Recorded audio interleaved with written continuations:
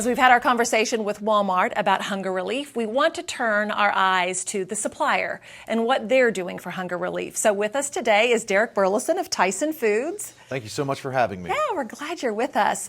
So when I think of Tyson, I think of hunger relief. I mean, y'all are a protein provider. What better way to help people? Yeah, absolutely. It makes sense, right? And hunger relief is the primary way that we give back at Tyson Foods. In fact, since the year 2000, we've donated more than 100 million pounds of protein. And we've recently re-upped that commitment. We're committing $50 million over the next 5 years for hunger relief in cash and in-kind donations. And in 2016, that totaled $12.5 million. So we're well on our way of meeting that goal. I would say that you're well on your way. So what are you doing actually to make that happen? Sure. So part of that 50 and 5 campaign is really highlighting folks that are doing innovative work in the hunger relief space on the local level. And we're calling them our Meals That Matter heroes. And the first was Lola Stevens-Bell. She's a restaurant owner in Austin, Texas, has a fantastic restaurant. But she also cooks and provides meals to the underserved throughout her community. She goes out and delivers meals for free. It's a fantastic story. And we have 12-year-old Kinsey Henson in North Carolina. She's an owner and operator of her own food pantry. She serves more than 1,000 people every single month. And she was recently in Washington lobbying her North Carolina senators for a summer feeding bill. So just fantastic folks that we're trying to highlight their stories. Well, two outstanding individuals. I feel like I read about someone in the Chicago area that you all have also partnered with. Yeah, another great story. Courtney White. She founded Culinary Care. She lost her father to cancer a few years ago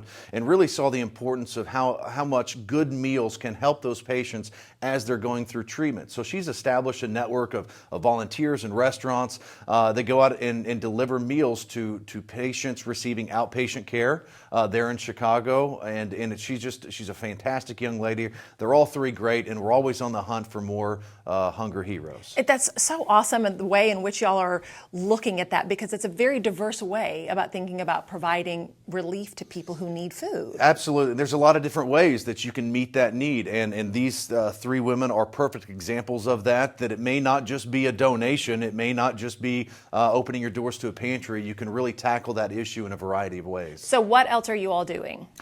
So I wanted to talk about our Meals That Matter disaster relief team. You know, we formalized that program a few years ago, and really the centerpiece is a 53-foot custom trailer. The front end of it, we can handle about 20,000 pounds of frozen product. We've got bunk space, office space, and then plenty of room for all our supplies, grills, tents, tarps, cooking utensils, cleaning supplies. So we can arrive on a disaster, set up, and start feeding those first responders and those volunteers, and most importantly, the victims, just really at a moment's notice. And people don't necessarily think disaster relief and hunger relief are in sync with one another, but it's very much that case. Yeah, absolutely. When you meet these people in Moore, Oklahoma, or Joplin, the tornado there, or flooding in Baton Rouge, they've got so much going on that the last thing that they need to deal with is where's that next meal going to come from. So if we can take something off their plate by putting something on it, then we think we've certainly accomplished our goal. And so how do you all go about communicating this effort broadly throughout the U.S. as well as even globally? Yeah, absolutely. We're targeting a lot of the communities that we live and work in. Our corporate locations in Chicago, Dakota Dunes, South Dakota, obviously here in Northwest Arkansas as well. And the dozens of communities that we are represented in throughout the country. So it's a never-ending task. Well, but people need to hear the story because y'all are doing really great work out there to help people. That's right, and you can learn more at TysonFoods.com or across all of our social media channels as well. Great. Derek, thank you. We're grateful for you being with us today. Yeah, thanks for having me.